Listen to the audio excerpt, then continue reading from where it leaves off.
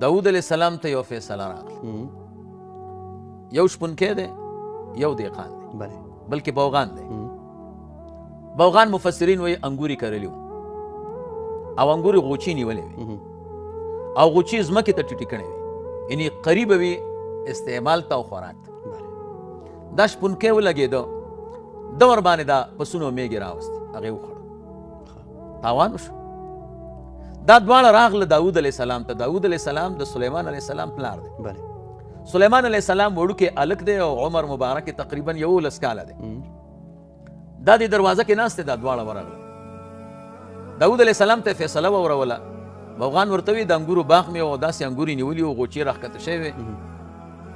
دې سړي ورباندې پسونه میږې راوسته، زما غمال یې وخوړه، هغه رمې باندې وخوړه.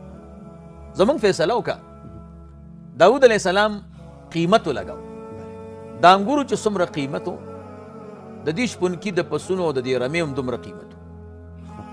دواړه قیمتونه برابر. نو چې دواړه برابر وو، نو فیصله یې وکړه. ورته وی چې ای شپونکیه، ته به په تاوان د دې انګورو کې دا ټوله رمه درته ورکړي. زه وی دا مو فیصله شو، ځکه چې د انګورو قیمت او د رمې قیمت یو دی. کله چې دا دواړه نفر د داود علیه السلام نه راووت، سلیمان علیه السلام وی پلار مې کومه فیصله وکړه؟ وی پلار دې دا فیصله وکړه چې قیمت د انګورو او قیمت د دې پسونو دا سره یو دي. نو زما نه یې رمه دته ورکړه. ورته وی چې غیر هذا اوفق و غیر هذا ارفق. یاره د دې نه یو بله فیصله ډېره موافق ده د حق سره او ډېره نفع کوونکې د تاسو دواړو. داود علیه السلام خبره واورېده چې بچي مې داسې ورته وویې. نو راویې غوښته، ورته ویې بچیه زما د دې فیصلې نه ارفق بالفریقین کومه یوه وه چې دواړو ته ډېره فایدهمند دی. سلیمان علیه السلام ورته وی چې زما په نظر ډېره فایدهمنده دا ده چې دا د انګورو باغ دا د شپونکي ته ورکړه چې د دې حفاظت کوي، د دې به تربیت کوي تر دې اندازې پورې چې دا انګور دې حد ته ورسېږي چې کم وخت کې ده په دې رمې خوړلي دي. او دا پسونه او میږې دې دهقان کاکا ته ورکړه.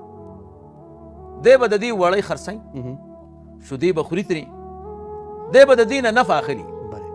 کله چې انګور زوړ حالت ته ورسېدل، دا دهقان کاکا به دا رمه شپونکي ته واپس کړي، شپونکی به دته باغ واپس کړي. نو شپونکی دا د رمې نه خلاص نه شو او تاوان هم خلاص شو او باغبان ته خپل انګور بیا هم هغه حد ته ورسېده. دغه زمانه چې ده تېره کړه، نو دی په فایده کې تېره کړه. هلته پسونه میږې ورسره وي، ځکه هغې میوې خوړه، هغې شیدې خوړې. بس ورته وی چې بچیه یا بنیه القضاء قضاؤک، بچیه فیصله به ستا فیصله ده. دې ځای کې علما وایي چې ګوره داود علیه السلام مشر شخصیت، سلیمان علیه السلام کشر هلک د 11 کالو، لیکن د ده دا عقل زیات شوی دی په هغه مهربانۍ د الله تعالی چې هغه غیبي احسان الله تعالی د سره